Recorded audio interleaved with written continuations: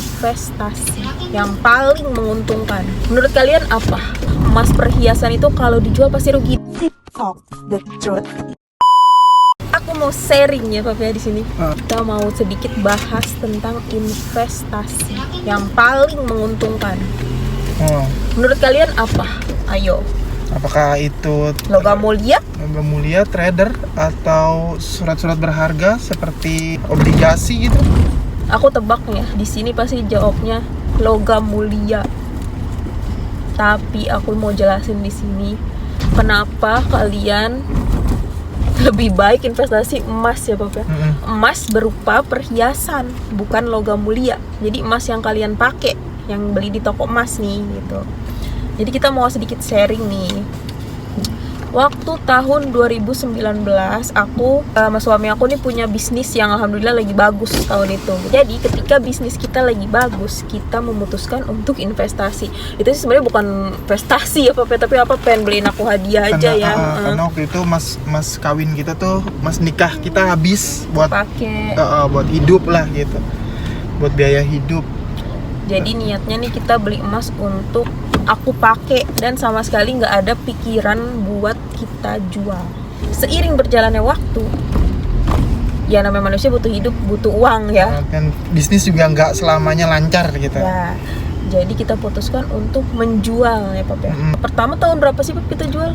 Pertama banget di tahun 2022. 22 ya. 2022 pertengahan.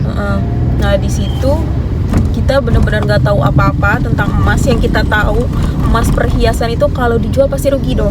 Kalian juga mikirnya gitu kan? Minimal potongan admin ya. Ya minimal potongan admin. Ada potongan admin. Dan aku nggak expect bahwa emas perhiasan ini bakal menguntungkan gitu kan. Waktu itu kita jual karena juga ya butuh ya. Karena kita butuh buat biaya hidup, buat nyambung hidup. Jadi kita benar-benar nggak ngarepin untung. Nggak ngarepin untung sama sekali. Begitu ke toko emas, kita lampirin surat-surat dan perhiasannya, dia hitung, dia timbang sama si tukang emasnya, ternyata di luar dugaan kita untung.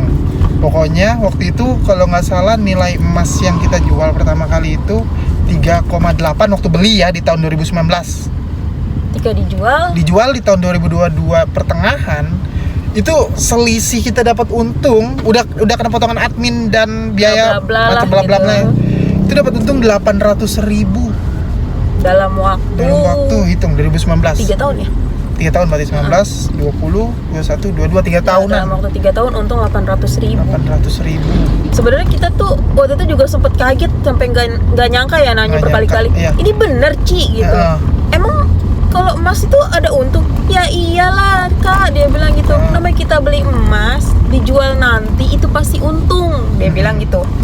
Kecuali logam mulia, ya harganya segitu aja gitu ya. Memang beberapa toko mau menghargai sesuai dengan harga kita beli, buyback, tapi nggak semua. Contoh, kita punya investasi emas logam mulia sekitar berapa? 0, berapa sih? 0,5 yang pertama kali yang pertama. Terus emas itu pas kita jual di toko-toko emas, ternyata dia nggak bisa harga buybacknya itu tinggi.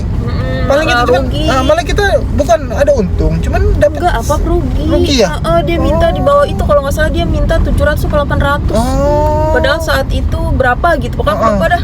Intinya dia nggak mau harganya sama yang kayak kita beli atau lebih mahal gitu. Dia maunya pasti lebih murah gitu.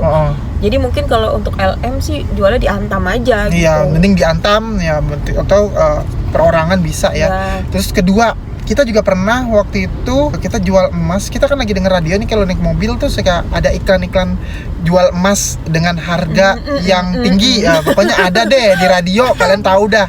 Suka ada iklannya tuh. Akhirnya kita samperin nih daerah Jakarta nih. Kita samperin. Pokoknya di iklan itu meyakinkan bahwa dia berani ngasih harga tertinggi, event itu nggak punya surat-surat, atau event itu anting yang hilang satu gitu.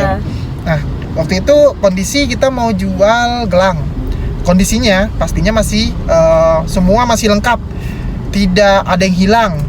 Gramnya juga waktu itu sesuai dengan yang disurat. Kita bawa dong ke sana di daerah Jakarta itu. Kita belum nunjukin surat. Kita belum nunjukin surat nih. Katanya di iklan itu dibilang kalau di si toko emas ini punya alat canggih untuk bener mendeteksi. Untuk mendeteksi tahun pembuatan. Bukan. Pertama kali kita bilang dia intinya di iklan itu punya alat canggih yang bisa menilai harga emas itu. Begitu kita bawa ke sono, dia cek dengan alat dia itu, alat canggih dia itu, lama lah sekitar 10-20 menit kita tunggu. Apa yang terjadi? Ternyata harga emasnya itu jauh. Dia bisa hargain cuman harga waktu kita beli pas di tahun itu. Bayangkan waktu itu di jadi tahun kayak nggak ada untung. Nggak ada untung. Waktu itu dia nawarin, dia bilang gini, ini harga emasnya, pertama aku spill dulu. Harga emas waktu itu yang punya kita bawa ke toko emas itu 4,3 ya. Di tahun 2019 kita beli dengan kadar 24K. Ya, 24K. Emas tua lah ya sebutannya ya. Terus pas udah dicek sama dia cuma bisa ngasih harga 4,3 juga dong. Loh, katanya di iklan dia berani harga tinggi. Ternyata pas dia periksa, itu alatnya cuma mendeteksi tahun pembuatan emas kita, ya kan? Jadi kita loh, kok bisa kayak begini? Gitu. Jadi kita kalau nggak dapat penjual emas yang jujur juga, kita mungkin nggak tahu sih Pak. Ya, bakal ada untung kayak gini, kita juga nggak bakal tahu gitu. Ini juga balik lagi ke tukang emas juga. Ya, ini juga kita punya masalah juga ya dulu.